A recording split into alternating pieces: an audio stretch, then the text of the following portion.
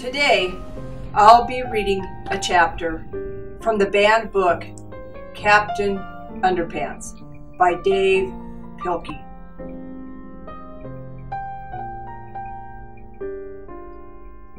George and Harold were best friends. They had a lot in common. They lived right next door to each other, and they were both in the same 4th grade class at Jerome Horowitz Elementary School. George and Harold were usually responsible kids. Whenever anything bad happened, George and Harold were usually responsible.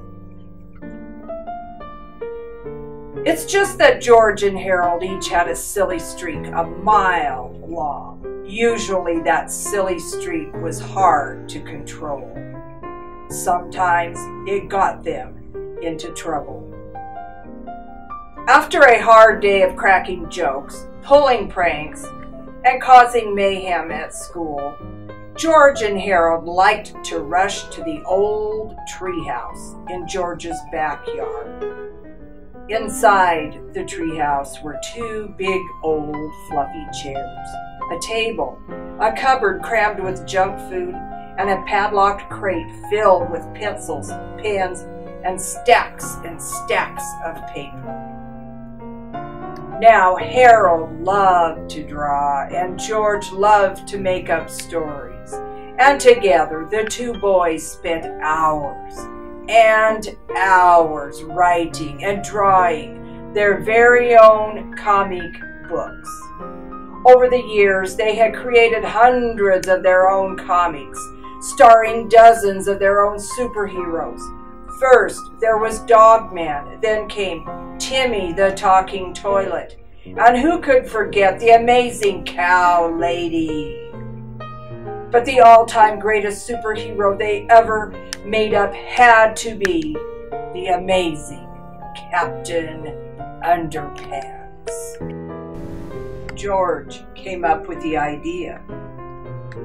Most superheroes look like they're flying around in their underwear, he said.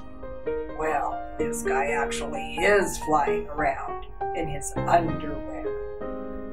The 2 boys laughed and laughed. Yeah, said Harold. He could fight with wedgie power.